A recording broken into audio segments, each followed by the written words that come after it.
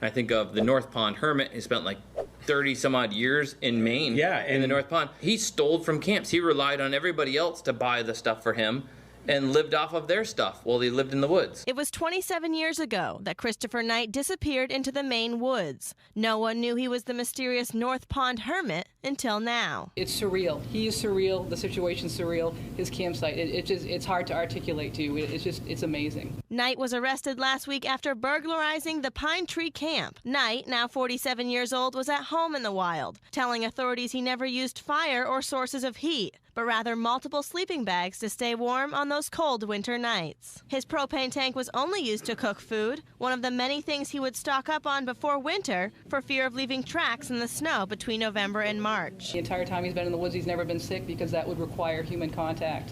So I asked him, I said, well, what do you do all day?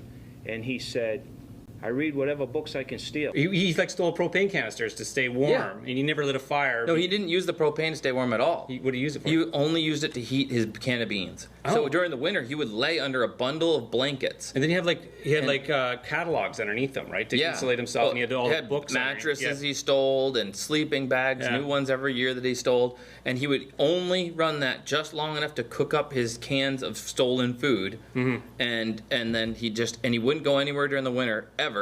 So he would just sit there and because he didn't want to leave tracks so that people would find him. That's wild. And during the fall he would steal, and during the spring he would have to.